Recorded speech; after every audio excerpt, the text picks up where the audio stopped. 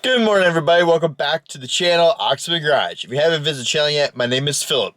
So, what we're going to do today is I'm going to do a review of my car, the 2022 Hyundai Elantra N, on the first 1,000 miles of ownership. But before we before we do that, we're going to go off to Katie's Cars and Coffee. So let's run by the touchless car wash and knock off some of this bird poop they got on here and head out to Katie's.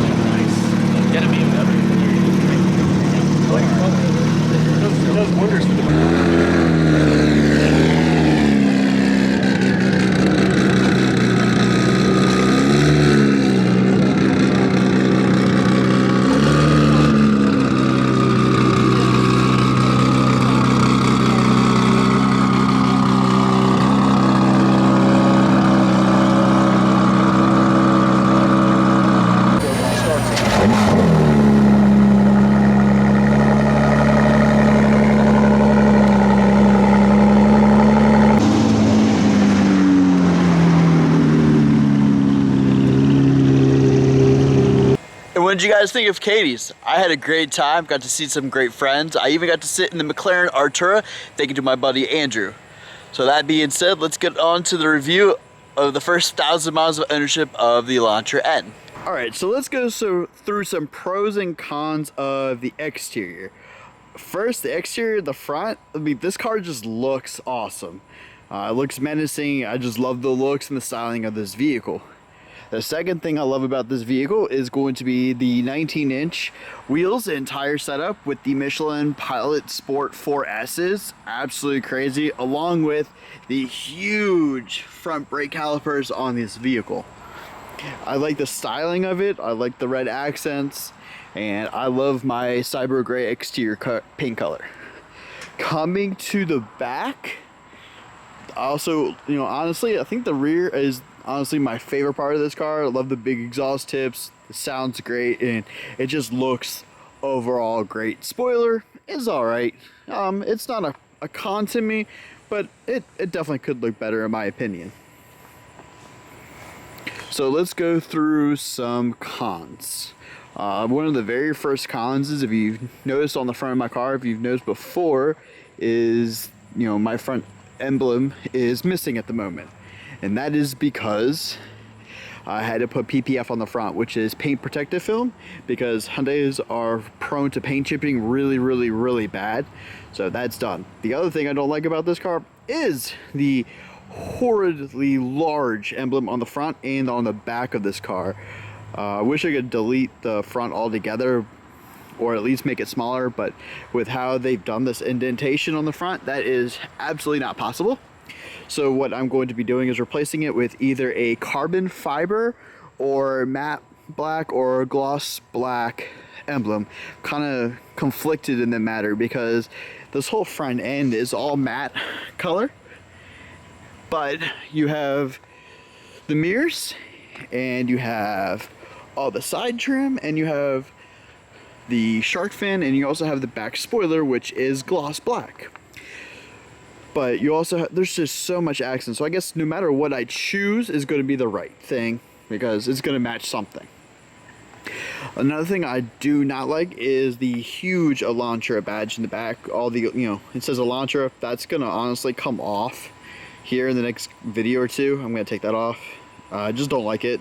I do like the N badge, but also not a big fan of chrome at all. So I'm kind of conflicted if I'm going to keep it the chrome way just to make it the front and back the same, or if I'm going to leave the front chrome and change the back one.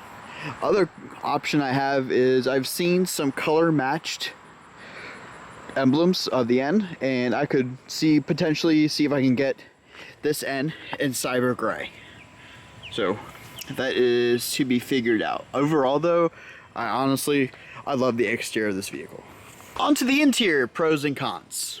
First pro is these seats. I absolutely love these seats. I love the leather, and I love the Alcantara insert and the seat, the ends that light up on the seats. I love everything. There's nothing I do not like about these seats. These seats are amazing.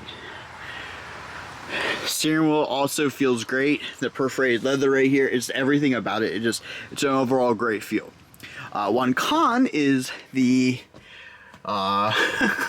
you can see the shift knob is well, it's missing. It's right here. I have it stored nicely in my cup holder, but it fell off. This screw right here was obviously not screwed on the way between 2 and 300 miles. God, I can't talk. It popped off. So not happy about that. All of this piano black is really much to be desired. It gets dirty so fast, as you can see right here. It is all dirty right now. I cleaned this yesterday and it's absolutely filthy again. Another thing I'm not too happy with is the fact this big bolster. I get the meaning behind it. They're trying to separate the driver from the passenger. They're trying to make this a cockpit feel. So I completely understand where they're going from. It's so flimsy. Like, if you're gonna do it well. It's much to be desired. One thing I also love about this car is the screens. Let's see if I can, I absolutely love these huge screens. It's awesome. Let's just turn on accessory, but love them. But right next to these screens that I love so much is this terrible fake screen. So on the end lines, there's the drive mode settings buttons right there. But on this one, it's just a fake screen, little doohickey. Either I wish it wasn't there at all, or at least something functional. So that is much to be desired as well. Along with all the plastic use. I get it. It is a yes, sorry. I get it. It is a budget vehicle, but it's all this plastic use everywhere. It's just much to be desired. The Bose, love the Bose. The speakers sound great. The subwoofer is great. Is it the best stereo in the world? No, but fits. It sounds great. And the last thing I'm going to gripe about is here with the windows. You have automatic up and down for the driver. Why couldn't we just do that for passenger? Why couldn't we just figure it? Come on. I get the back, but the front, why couldn't we have this automatic up and down? Overall, I'm extremely happy with the first 1,000 miles of ownership of this vehicle. Honestly, I could not be any happier. Two things I forgot to mention is MPG, miles per gallon, currently in this current gas tank, 31.3 miles to the gallon, and overall the vehicle is at nearly 28, it's 27.8 miles to the gallon. Obviously it could be better if I was always in eco mode and, never having fun, but what's the point? That's the whole idea of having this vehicle is have fun. Obviously for the first 600 miles I was easy on it. You need to rev it between, not rev it, but get it between 2,000 4,000 RPMs and just let the piston rings seat and all that. But after that I've definitely been having some fun with it. It's a lot of fun. That's gonna end today's video. If you haven't yet, please subscribe to the channel.